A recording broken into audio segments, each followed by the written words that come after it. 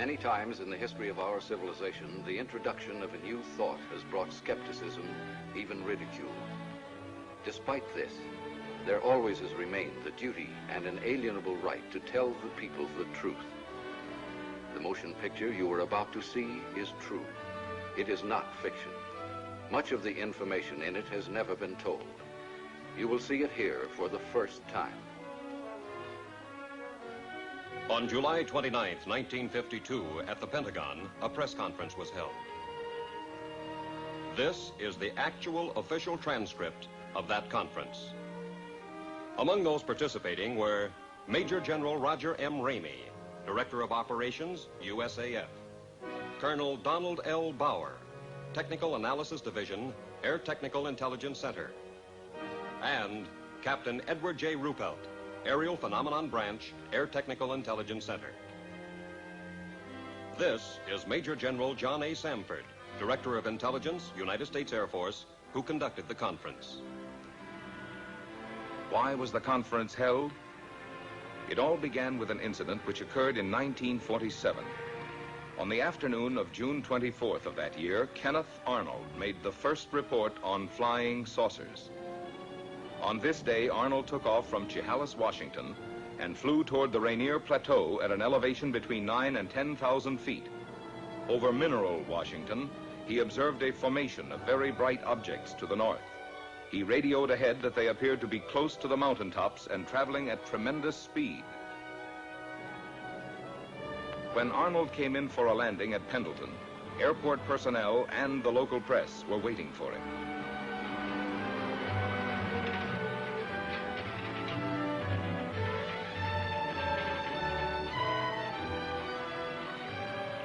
Arnold counted 9 objects in echelon formation.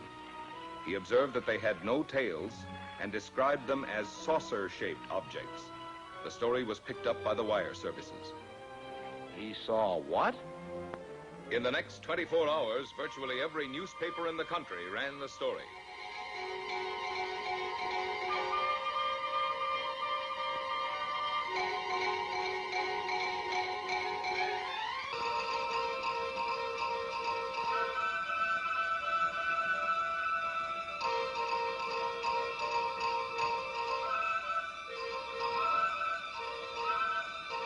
The Arnold report precipitated an avalanche of sightings from cities, towns, villages, from every section of the country.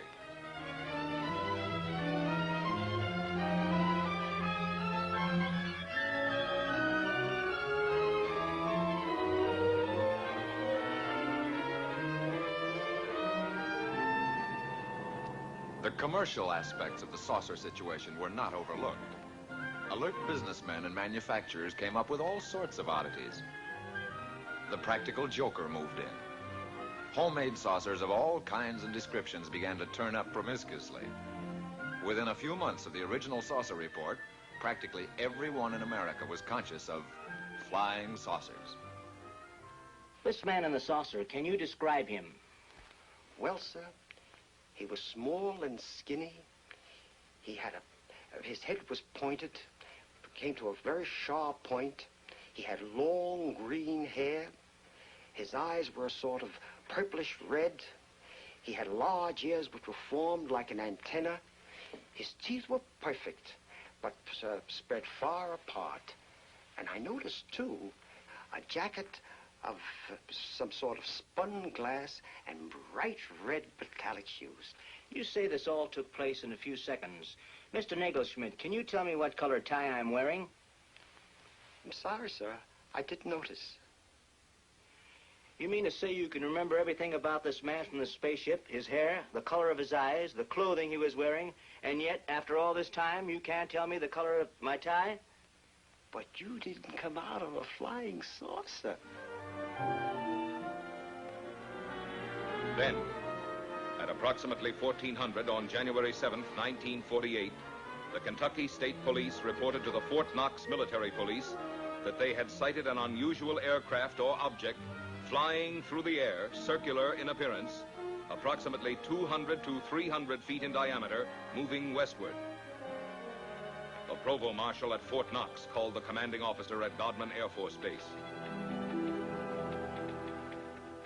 Call Flight Service at Wright Field. Determine if they have any experimental aircraft in our area. We have a report of an unidentified aircraft south of the field.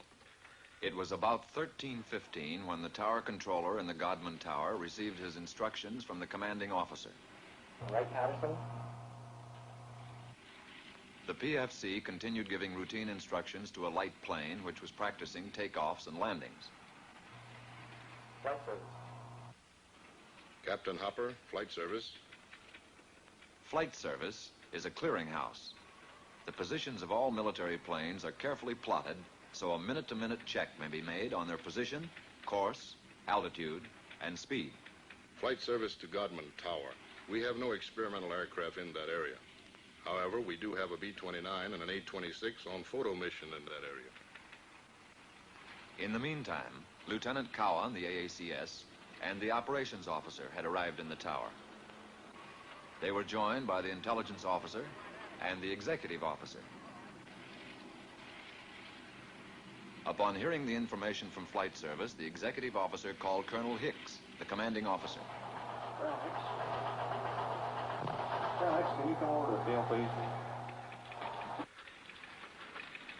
At about 13:50, the tower controller saw an object south of Godman Field and directed it to the attention of the tower. Lieutenant Cowan was the first of the group, after the tower controller, to locate it. He immediately directed it to the attention of the operations officer. After observing it for a moment, he picked up a telephone and put in a second call to the commanding officer. While he was putting the call through, Colonel Hicks arrived in the tower. It was now about 14:20. About 14:30, a flight of 4 F-51s being ferried from Marietta, Georgia to Stanford Field, Kentucky, was sighted south of the base. The commanding officer issued an order to contact the flight leader. Channel B and find out who's leading the flight. Godman Tower to leader, Flight 451. Godman Tower to leader, Flight 451. Come in. Captain Mantell, Flight Leader F-51 to Godman Tower. Over. Stand by for further instructions. Vector the flight into the area of the unknown. Vector Mantell on a heading of 210 degrees. Godman Tower to Captain Mantell. Come in, over. Mantell to Godman Tower. Over. Godman Tower to Captain Mantell.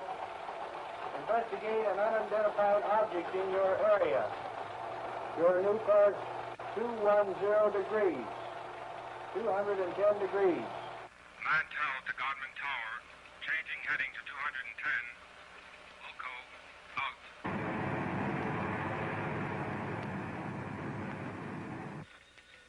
One of the ships in Mantell's formation, NG-336, piloted by Lieutenant Hendricks, requested permission to land at Stanford Field to refuel and get oxygen. Permission was granted. Captain Mantell and the other two planes started to climb toward the object.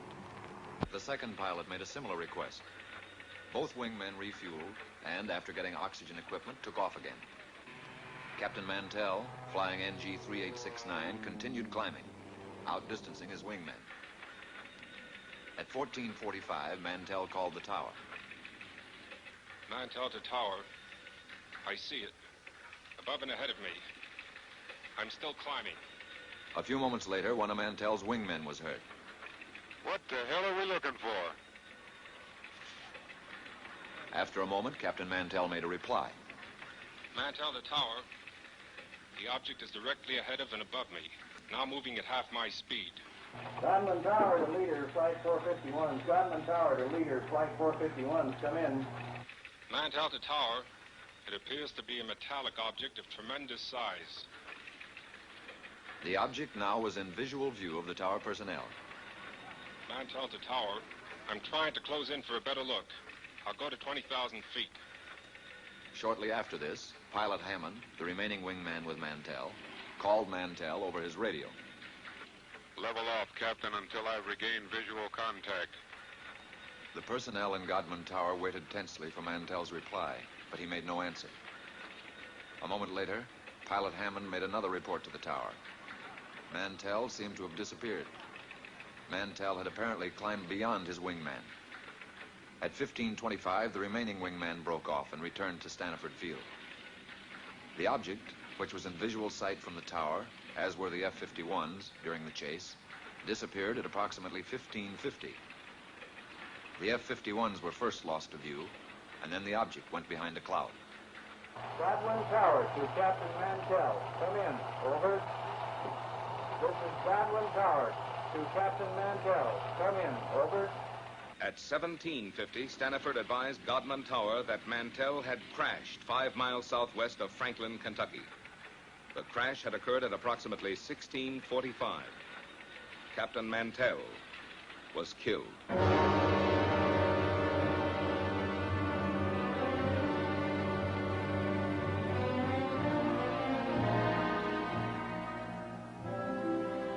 Statements were taken from all who were present in the tower during the Mantell sighting. The tower controller stated, It looked silver or metallic. the intelligence officer, It appeared to be a bright silver object. the executive officer, It was circular in shape. the AACS, A small white object in the sky. the operations officer, It appeared round and white. the commanding officer. It could be seen plainly with the naked eye. The statements were typed up for the necessary signatures as the interrogation concluded. There was one point on which there was some disagreement. Not everyone who had been present in the tower had heard Mantell when he reported over the radio that he was moving in for a better look.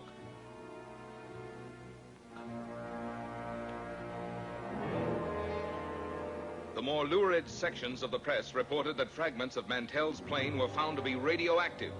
Some news sources reported that an autopsy revealed that Mantell had been killed by some kind of death ray unknown to our men of science. These reports were false. Because certain publications persisted in using a sensational approach in reporting sightings, there were increasing demands from the public for an explanation. However, the Air Force had already taken official cognizance of the flying discs. Headquarters, United States Air Forces, issued a directive for a detailed study of flying disc reports. This project received a secret classification and the code name of SIGN.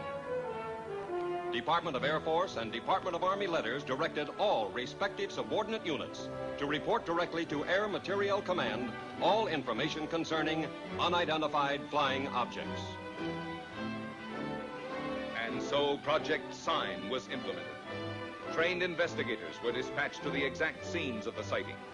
After thorough on-the-spot interrogations, the reports were sent on to ATIC for further analysis.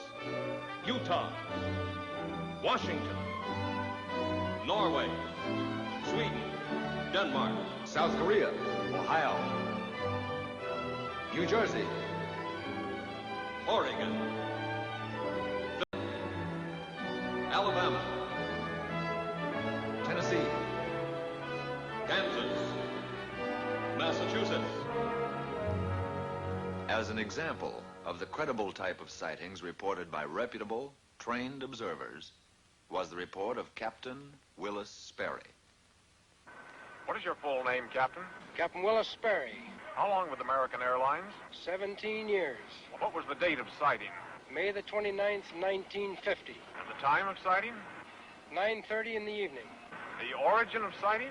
60 miles southwest of Washington, D.C. And the destination?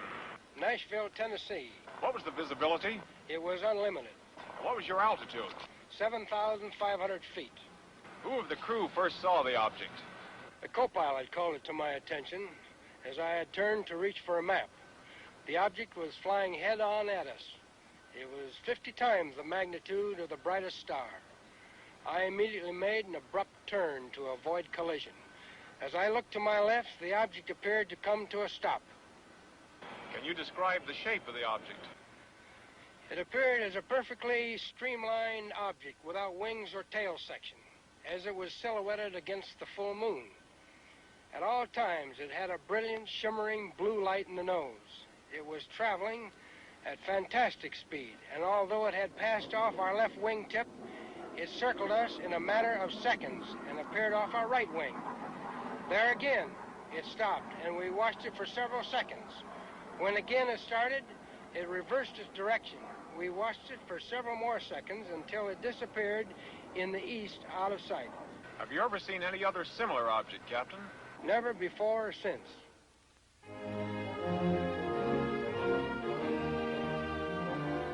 On January 9th, 1950, the press reported that Project Sign was closed.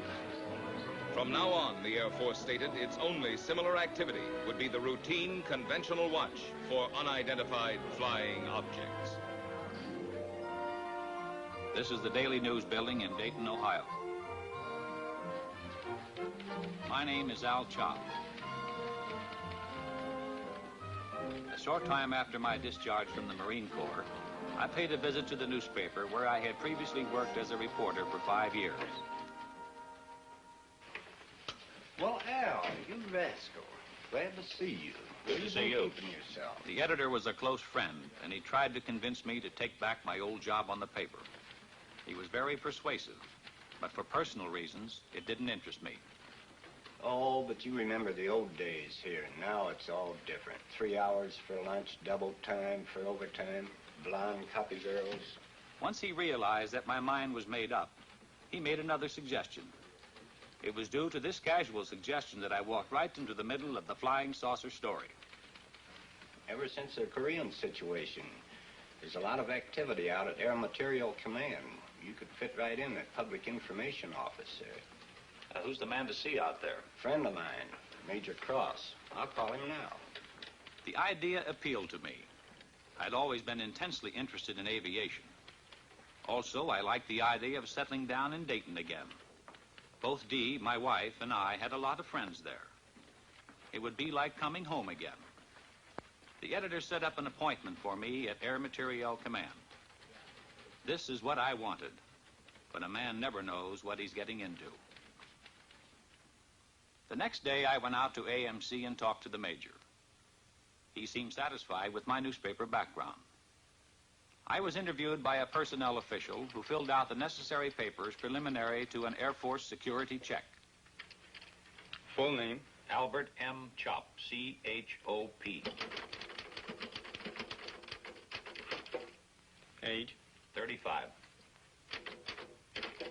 Married? Wife's name? Dolores. Children? Girl, age 11, boy 5.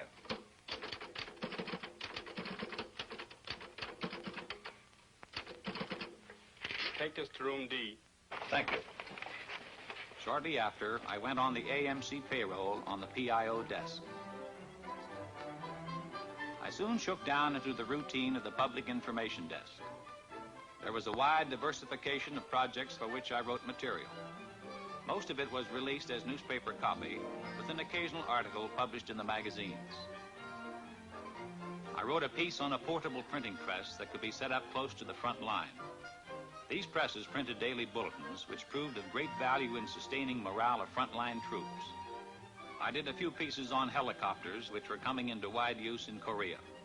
Newsweek magazine printed this, and it also appeared in many of the country's leading newspapers. Then, one morning about 10 o'clock, I got a call from a newspaper editor in Boston. The Boston editor wanted confirmation or official information on a flying saucer report out of Sioux City, Iowa. I told the editor that Project Sign had been officially closed. He was insistent, so finally I called Air Technical Intelligence Center. No, Chop. We have no report on Sioux City or any other sighting. You people on PIO desk ought to know we've closed Project Sign. For the next couple of hours, calls came in from newspapers all over America.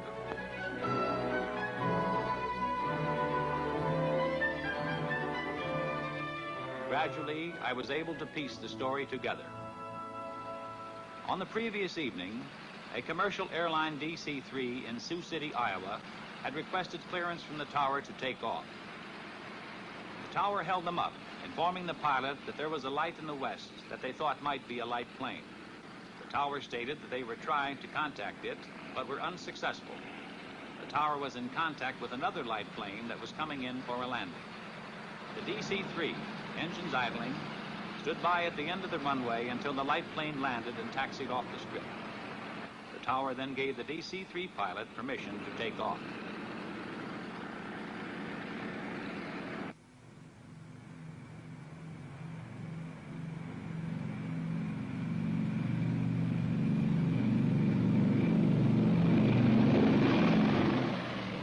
DC-3 climbed for altitude, an unidentified light suddenly closed in. This was the object that the tower unsuccessfully had tried to contact by radio. The tower observed this and radioed the DC-3, but the light had already been observed by both the pilot and co-pilot. Suddenly, the light accelerated and made a head-on pass at the plane, which swerved to avoid a collision. It zoomed past them, close to their wingtip. The pilot called the tower and described the object as a B-36 without wings. After being observed by several passengers, the object suddenly zoomed straight up and disappeared. About noon, 2 reporters came in asking for information on the Sioux City sighting. What's new on this saucer story, Al? We have nothing on it. Project Sign is closed. ATIC is no longer investigating these things. How stupid can they get? How can they drop an investigation when there are things going on like this Sioux City incident? Look, George, I don't make policy around here. I've got a job, and I take my orders just like everybody else. They insisted I make another call for verification with ATIC. I indicated to one of the reporters to pick up the extension and listen in, so he, too, could hear. Yeah, hello, Major. Al Chop. Couple of reporters here want some information on Sioux City. Look, Al, the answer is the same. The project is closed. I told you that before. Yeah, thanks, Major. You heard the man. This thing doesn't add up. Those men saw something up there. Oh, there's probably some simple explanation for it. Don't tell me you guys believe this saucer bunk. You're just sitting on a story, Al. Well, you believe what you like. But personally, I think this whole saucer business is pure, unadulterated bunk. One day, shortly after the Sioux City incident, I went over to get a story on a former German scientist. Area B was a maximum security section. The story appeared in the New York Times. I had obtained the background on the scientist from the files. He was formerly one of the top men at Peenemünde, Germany, one of the key figures participating in the successful development of the V-2 rocket. This scientist had succeeded in developing a 98.8% pure aluminum oxide. These crucibles were vital to our nation's defense. They were used to melt super-hard metals needed to build turbine blades for our jet aircraft. Tell me, young man, what new reports are you getting on unidentified flying objects? Flying saucers? Oh, they keep coming in every once in a while, but we don't take them too seriously. Oh, no? Of course not. It must be amusing to a man in your line of work to hear about all these screwball reports. It is my firm opinion that these sightings should be investigated most meticulously. You don't believe that these flying saucers actually exist, do you? And how can you be so certain they don't, Mr. Chop? Well, I just don't believe it. Our minds should be open on all subjects. Wrong conclusions are usually the result of lack of comprehensive analysis. Of course. Well, thank you, Doctor. I won't take up any more of your time. And I'll let you read the article before I send it in. Thank you, Mr. Chop. I'll be looking forward to it.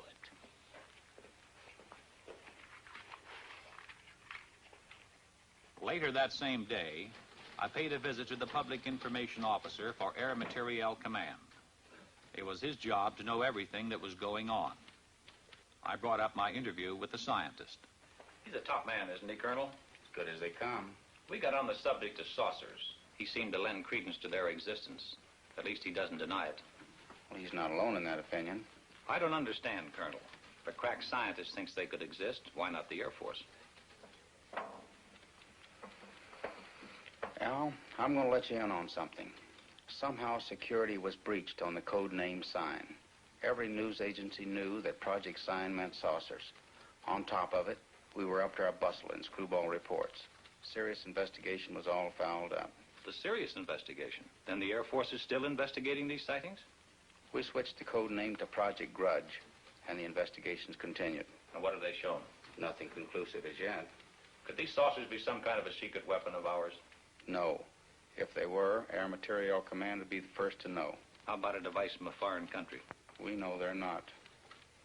What is your opinion, Colonel? I don't have any opinion, Al. A short time later, I was promoted to chief of the press section. From then on, there wasn't a moment when I didn't have at least one reporter hounding me for information on saucer sightings. Got a question, Al. Boys down at the office would like an honest answer. Project sign is closed, right? That's right. Has the Air Force set up a new saucer investigation? No. Thanks, Al. That's all I want to know. Coming here right away, Al. Bring pencil and paper. Line 3. Colonel Goddard's on the phone. He's got a hot UFO report. I want you to listen in on it. Okay, Colonel, shoot.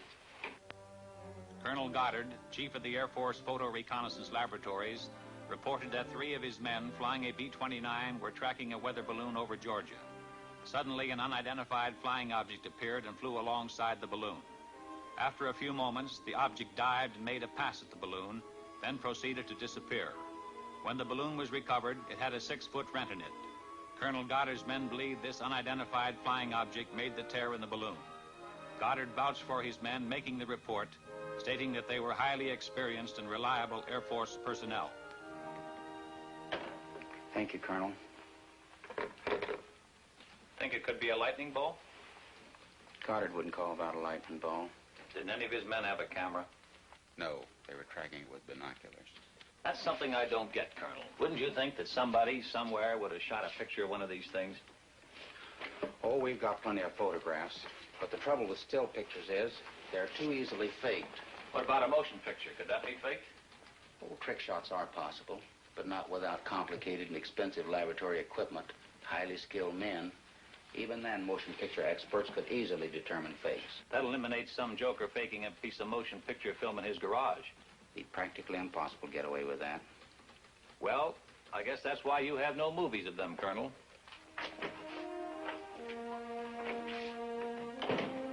As chief of the press desk, my work hours, my meals, my sleep became increasingly disturbed and chaotic. I saw little of my wife and children. Chip, my son, was at this time making periodic visits to a doctor in Dayton. How's Chip? I feel more hopeful with the new specialist. You look tired. Since you've gotten this new job, the children don't know their own father anymore. Yeah, sometimes I wish I were back on the newspaper. I was talking with Mrs. Collins today. She tells me her husband's cousin works with a man who swears he saw a flying saucer. I thought I told you that term was taboo in this house. Do you really think they might be from Mars or someplace? Look, honey, don't you get like the rest of those screwballs that I have in my hair all day. Every time some kid flies a kite, 50 different people see spaceships. Come on, let's get to bed.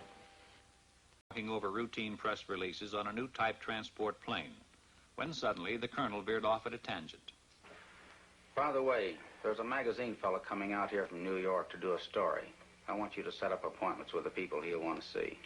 Right. What magazine is he representing? Life. What are they after? He's going to write a piece about unidentified flying objects. Are you serious? Life was given clearance by the Air Force Commanding General. How come? When the General Staff makes a plan, they have the whole picture in view. We here at Dayton see only a smaller section. Pentagon has its reasons. Very good ones, most likely. When the Life story breaks, we're going to have to fight our way in here through a milling mob of inquisitive reporters. No, Al, you won't. You won't be here. Colonel Searles in the Pentagon has requested you by name. He wants you to join his staff in Washington. Colonel, it's been swell working with you. But under the circumstances, I'll be delighted to get out of here.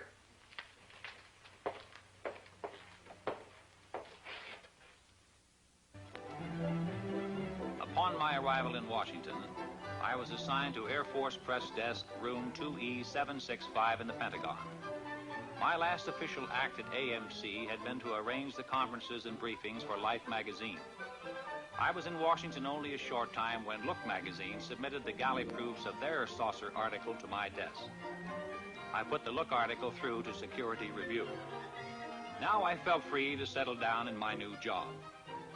I checked in with the press section of the United States Senate, House of Representatives, and Department of State. I paid the required visits to the information departments of the Army, Navy, and Marine Corps.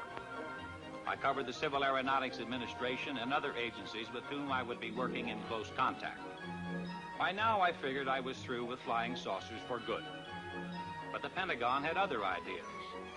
Because of my previous experience, I was assigned to unidentified flying objects. I was back in the flying saucer business.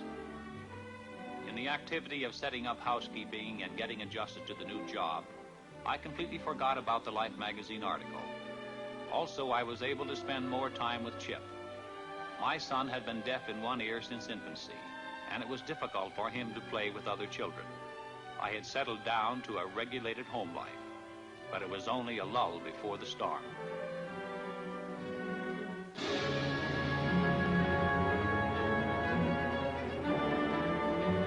On April 7th, 1952, Life hit the newsstands with the saucer story. The question, if anyone ever had any doubt about it, was forcefully answered.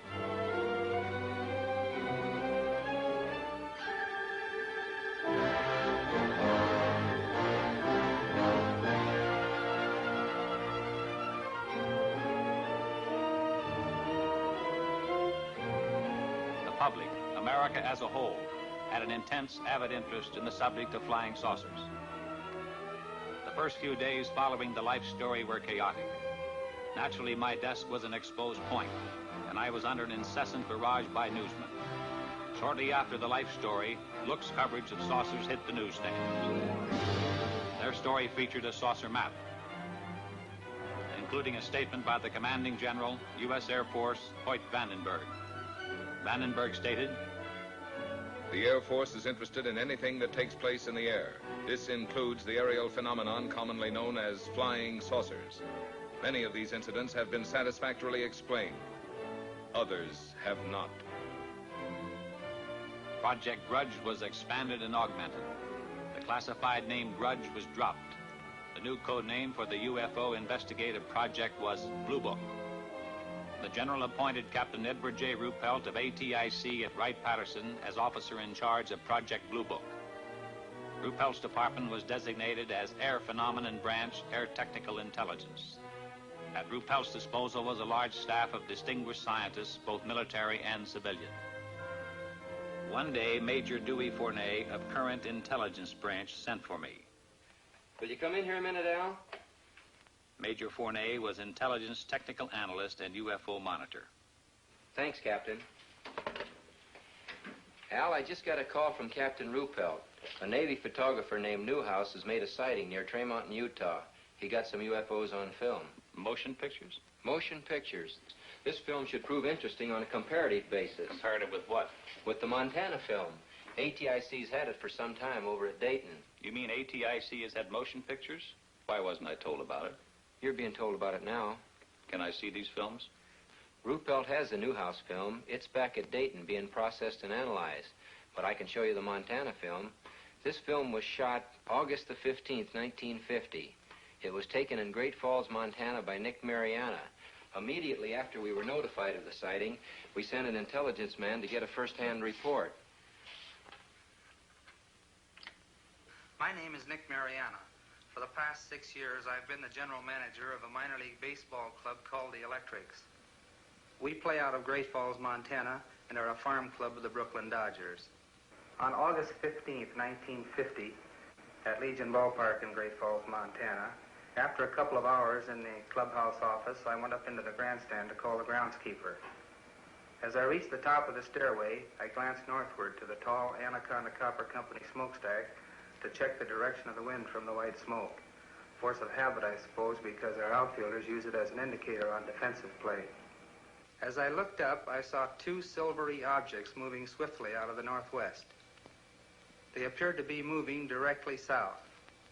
The objects were very bright and about 10,000 feet in the air. They appeared to be of a bright, shiny metal, like polished silver. Both were the same size and were traveling at the same rate of speed, which was much slower than the jets which shot by shortly after I filmed the discs. Suddenly, they stopped. It was then I remembered the camera in the glove compartment of my car.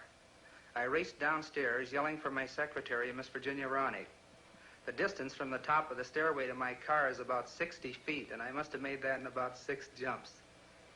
I asked my secretary if she saw anything, and she said yes, 2 silvery spheres. I unlocked the glove compartment of my car, took out the camera, turned the telephoto lens on the turret into position, set the camera at f/22, picked up the objects in the viewfinder, and pressed the trigger.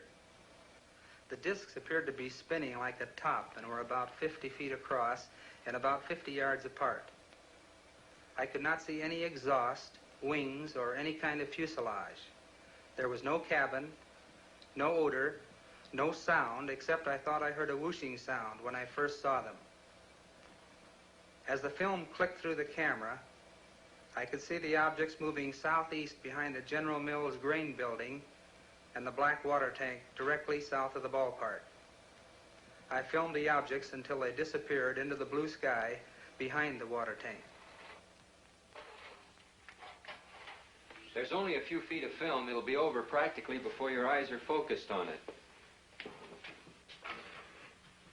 Now remember, there's only a few feet of film, so watch closely. I still had my doubts, but I must admit I felt an excitement about seeing actual motion pictures of unidentified flying objects for the first time. Ready? Ready.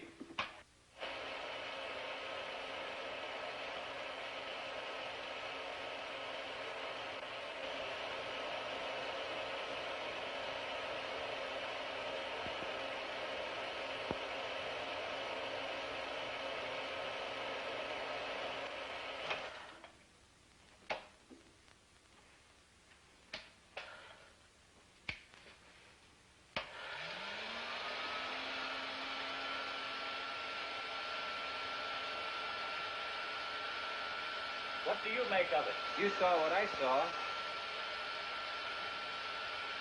What's your opinion? I'll run it again.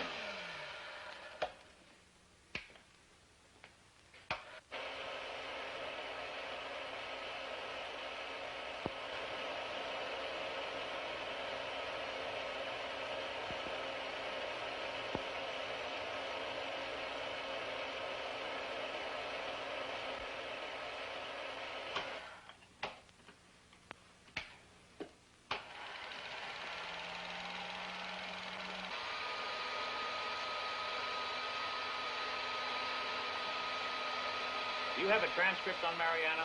It's at Dayton. Good. Colonel Searles wants me to go to Dayton. That is, if you'll give me clearance. I'll have you cleared. It's a good idea for you to get acquainted with the history of UFOs. When you get to Dayton, you'll meet Captain Ruppelt. The three of us are going to be working closely from here on. Ruppelt will give you a complete briefing on Blue Book. What's the story on him? Ruppelt's an aeronautical engineer. He knows about things that fly. An excellent man to head up Project Blue Book. Okay. Once again, what's your opinion of this film? As far as I'm concerned, I'll have to classify them as unknowns. I'll run the film again, this time in slow motion.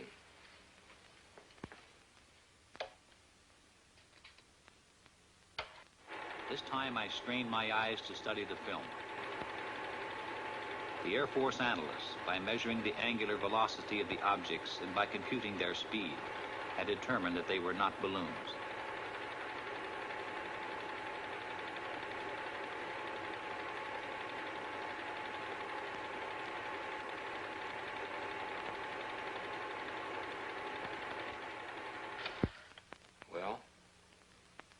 There was something up there in that sky. And if they were not balloons, I don't know what to think. You better get going to Dayton.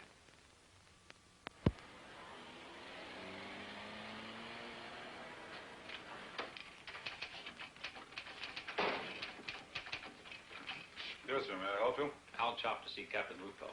Captain's right over there, sir. Thanks. Captain Ruppelt, I'm Al Chop. Have a seat, sir. Major Fernell heard me you're arriving. You got the green light here. Where would you like to start? As a springboard, I suggested that he brief me on the general outline of how the organization handled reports on UFOs.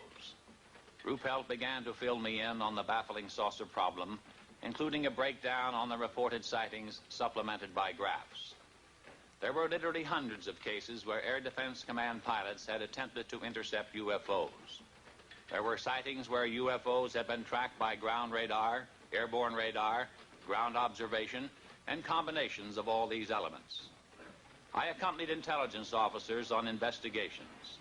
I witnessed the difficulty in breaking down and gaining the confidence of those who were reluctant to talk about their experiences for fear of personal ridicule and embarrassment. Others were cooperative. I observed the technique of thorough interrogation used by Blue Book's analysis and investigative staff. In almost every case, I heard the same words used to describe the sighting. These words were lights and metallic objects. There were reports by reliable, competent observers, including high-ranking Air Force and Navy flyers, civil engineers, and scientists. I learned that the staggering total of over 3,500 reports had been received. Quite a few of these sightings are unsolved. Approximately 85% of the sightings are designated as solved. According to this document, 14.3% of all sightings are officially designated as unknown. The newsmen keep hitting me with the unsolved cases. Anyway, solved is a big word. How do you solve them? There's nothing hit or miss about it. I'll show you. On December 1st, 1952, between 4:30 and 5 o'clock in the morning, several major airports in this area reported a single round object. It was flashing, first white, then white-orange, then amber. It was observed northwest of this central point at an angle of 15 degrees above the horizon. Remember that 15 degrees. It's important. Reports arrived here from Teterboro Airport, Westchester Airport, Newark Airport, LaGuardia Airfield, Idlewild, and Mitchell Field. This flashing sphere of light was also observed by an Eastern Airline pilot who radioed in his report. Various observers at all these airports watched the object through high-power binoculars. When the report arrived here, we checked the weather in that area with Air Force Weather Bureau. That night, at that time, there was no temperature inversion. We got in touch with Navy Balloon Project Center at the University of Minnesota. That gave us an exact schedule of balloons released from that center. We got similar information from every other point where weather balloons are released through Air Force Balloon Plotting Center at Lowry Field, Denver. We contacted Air Force Weather for wind conditions and velocity at the altitude of known balloons. A precise computation of balloons in the air and known wind conditions definitely removed balloons from the picture. We checked with flight service to determine if any aircraft were in the vicinity on the bearing at that time. There were no aircraft. And still this thing was up there all the time, being observed by various personnel from airfields all over that area? Correct, and they were seeing it. We checked with our contract astronomer at a leading university in the locality and gave the astronomer the angle of elevation and bearing of the object. Remember, the object was observed at an angle of 15 degrees above the horizon, and I told you that was important. It proved to be the conclusive factor. Our astronomer reported that at the time of the observation, the planet Jupiter was 15 degrees angle of elevation and bearing of the object. There's no doubt about it. What all these people saw was Jupiter. What made the light flash? Atmospheric conditions. The same conditions that make the stars appear to twinkle. You people really go into these things. We try. In over 80% of the cases, we come up with the correct answers. We don't get the correct answers in all the cases. What about the motion picture made by this Navy man, Newhouse? We're working on that. How does it look? Impressive. Can I see it? It's being analyzed. When the film is available, will I be able to take a look at it? As soon as analysis is completed, you'll see it. Satisfied? Yeah. How long will that take? About a week. We're doing an exhaustive check on the Newhouse stuff. Really putting it through the ringer. When we're through, we'll forward a print to the Director of Intelligence with a complete report of our analysis. Fill me in on Newhouse. Would you consider him a qualified observer? He rates as a top flight observer, an extremely competent one. Immediately upon getting word of his sighting, he dispatched an investigator from Travis Air Force Base to interrogate Newhouse. The exact date of his sighting was July 2nd at 11 a.m., Mountain Standard Time. I was driving on U.S. Highway 30 South with my wife and our son Delbert and our daughter Ann. We were on our way from Washington, D.C. to Portland, Oregon on vacation before reporting to my new duty station at the Aviation Supply Depot, Naval Supply Center, Oakland, California. About 7 miles after we passed through Trail Mountain, Utah, my wife noticed a group of objects in the sky which she could not identify. I pulled over to the side of the road, stopped, got out, looked up and saw the objects. There were about 12 of them in a rough formation proceeding in a westerly direction.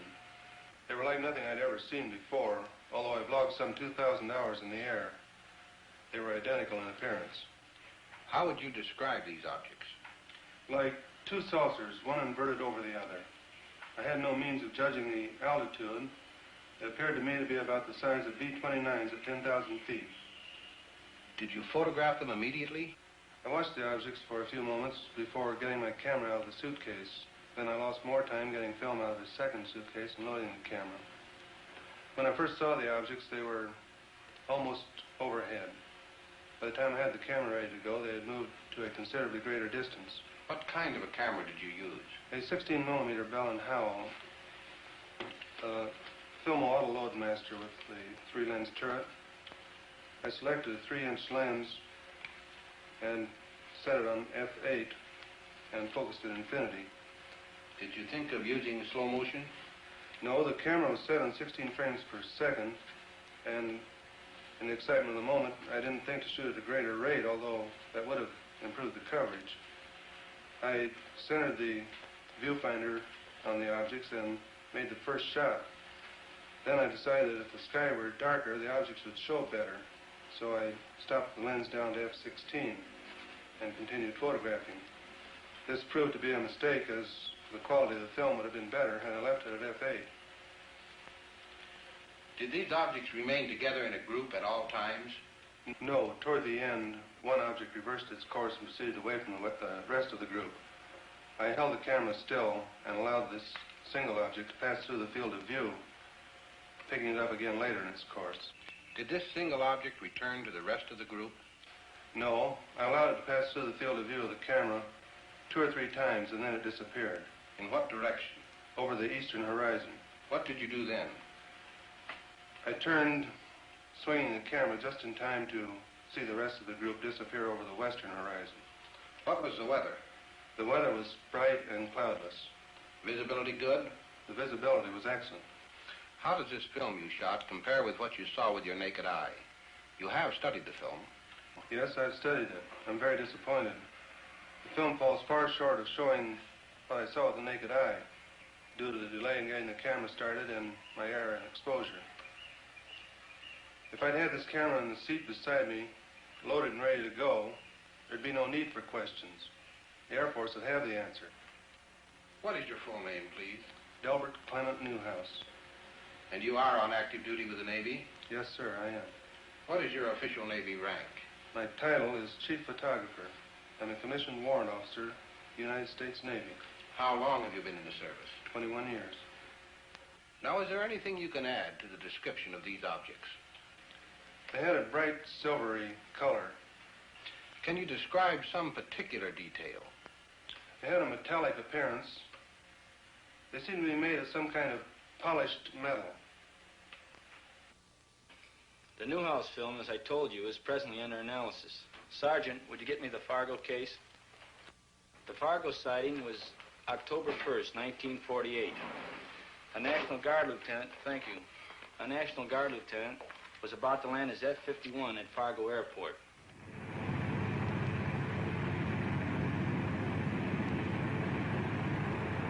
Captain Ruppelt gave me the details from the record.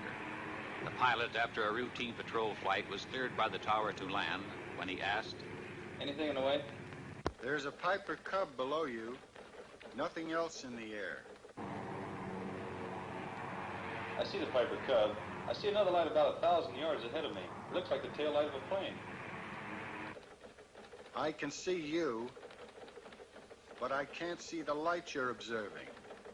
The pilot told the tower he could see it and was going to close in and try to make identification.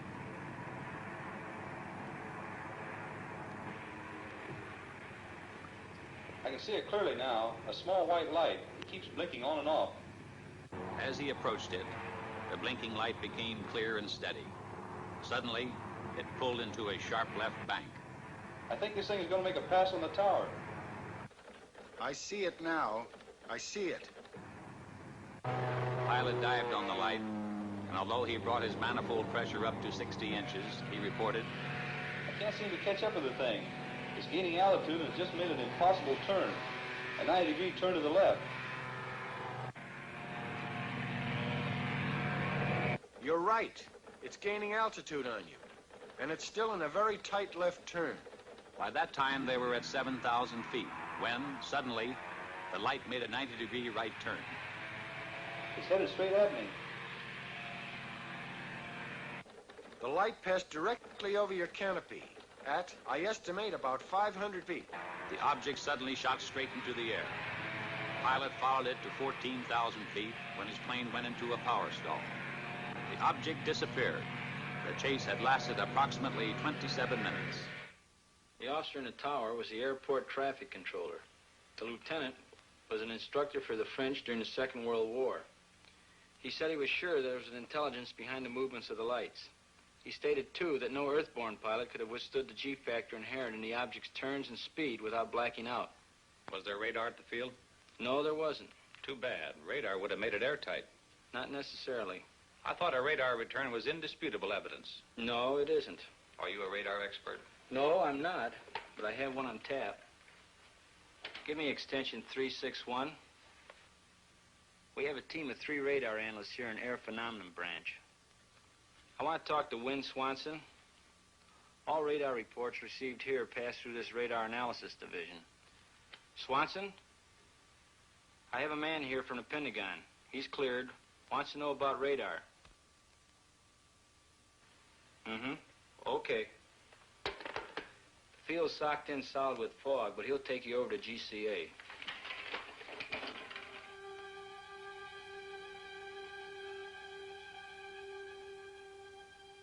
This is ground control approach. With zero visibility, GCA picks up the aircraft coming in, and by means of the pips on their scope, can talk them into a landing. Now this scope here gives the aircraft in the area. This scope here tells you whether you're to the right or the left of the landing strip, and that one there tells you whether you're too high or too low. Now the next scope is the same as this one, except that it gives you more accuracy. Patterson, GCA. This is Air Force 2162, past Fairfield, fan marker inbound. Request landing instructions. There you can see him on the screen. And you can track him all the way in. He's flying blind. Steer right to heading 20 degrees and begin descent to 1,500 feet. This is Air Force 162, steering 20 degrees, descending to 1,500. Over. Air Force 162, the weather at Patterson Field is 100 feet ragged ceiling. Visibility 1/2 mile. Light rain. Wind southwest 6. Altimeter 998. If you can see it on radar, there can be no question about misinterpretation. In this case, no. These are good, solid blips. This is Air Force 162. Roger on the weather and runway. Over. Air Force 162, steer left to heading 35, turning downwind leg. Range 8 miles south. Over. This is Air Force 162, steering 35. Over. Sometimes a temperature inversion will cause trouble.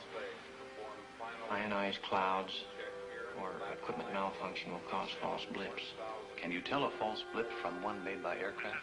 Yes, any experienced operator can tell in a minute or so. Air Force 162, steer left to heading 215. This will put you on final approach. This is Air Force 162. Roger. Steering 215. Over. Air Force 162, this is your final director. How do you read me? Over. This is Air Force 162. You are loud and clear. Over. Air Force 162, roger. Your range is 7 miles. Slow aircraft to descending speed. Make final flap setting. Maintain altitude of 1,200. Heading 215. Do not acknowledge any further transmission unless unable to comply. If you do not hear GCA for any 5-second interval, climb to 1,000 feet on a heading of 125 and contact approach control. Steer right to heading 210, range 5 miles. You are now approaching glide path. Start normal rate of descent at 600 feet per minute. Entry to glide path good. Steer left to heading 212, range 4 miles. Go above glide path 10, 15, 25 feet high. Increase your rate of descent slightly. Heading 212. Holding you on the center line. Holding 2 feet high on glide path. Check that descent. Steer right to heading of 213. Range now 3 miles. Holding glide path very well. Go below glide path. 10, 20, 30 feet. Level off slightly. Steer right to heading 214. Coming back nicely to glide path. 25, 20, 15 feet low. Heading 214 had you lined up with the center line. Range 2 miles. Holding 15 feet low on the glide path. Bring it up slightly. 10, 5. Now on glide path. Range 1.5 miles. Heading 214 on glide path. Steer left to heading 213 over the end of runway on center line. On glide path as you approach point of touchdown. Touchdown in 3 seconds. If you cannot see the runway, pull up and climb to 1,000 feet. Heading 125.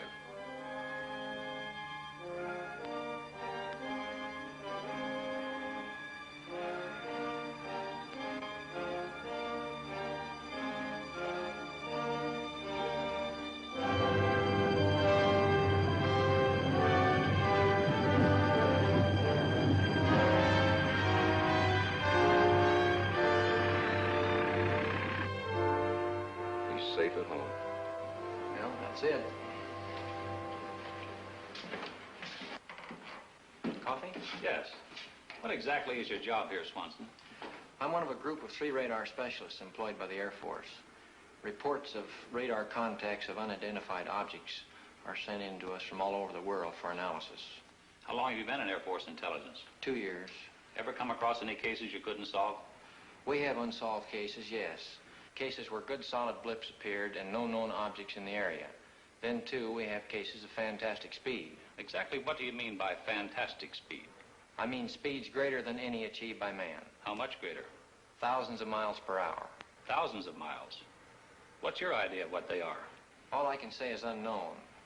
You must remember that I've been restricted to only radar contacts. I have no experience with visual contacts. What do you think about the chances of these objects having intelligence behind their control? All I can say is I have an open mind. What do you think about the theory of interplanetary source? I have an open mind, period. I spent a full week in Dayton. I had hoped to see the new house film.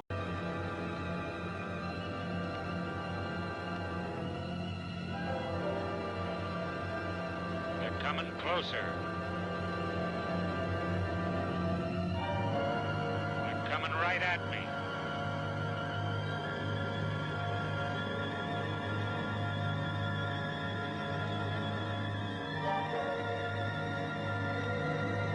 Hold it.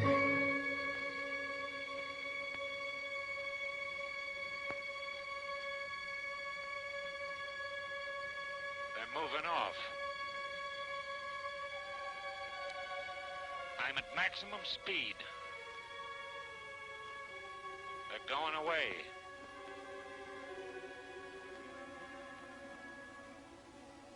They're gone. I can't see them.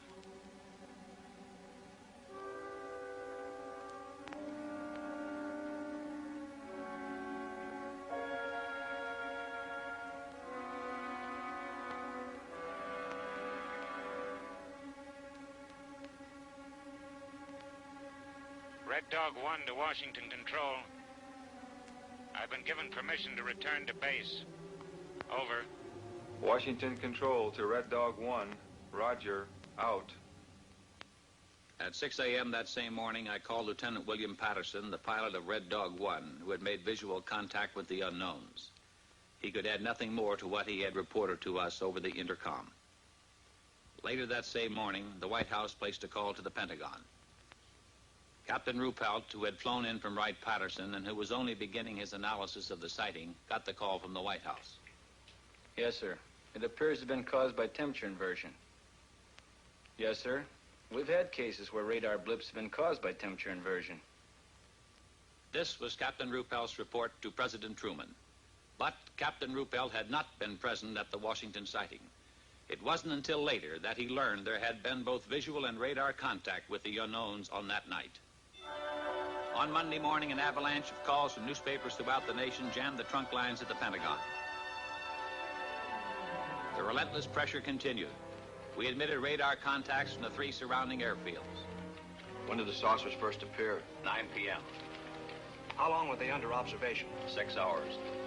How many were there? 14. Could the pilot see any details? No.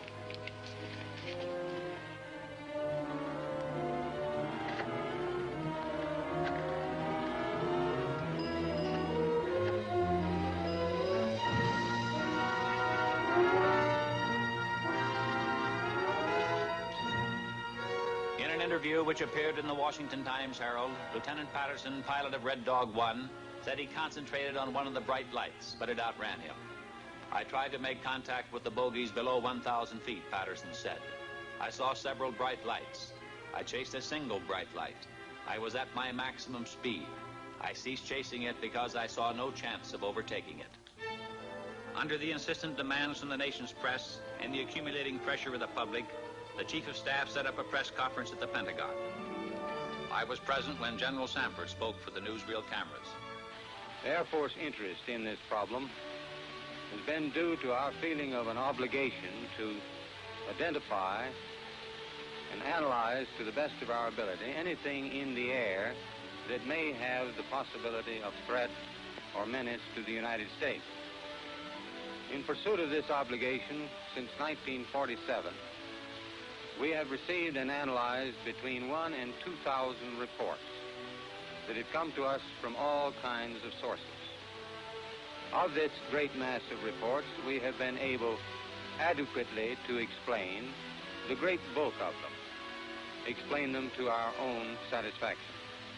We've been able to explain them as hoaxes, as erroneously identified friendly aircraft, as meteorological or electronic phenomena, or as light aberrations. However, there have been a certain percentage of this volume of reports that have been made by credible observers of relatively incredible things. It is this group of observations that we now are attempting to resolve. We have, as of date, come to only one firm conclusion with respect to this remaining percentage, and that is that it does not contain any pattern of purpose or of consistency that we can relate with to any conceivable threat to the United States. We can say that the recent sightings are in no way connected with any secret development by any agency of the United States. When I left the Pentagon that evening, General Sanford's words kept running through my mind. Credible observers of relatively incredible things.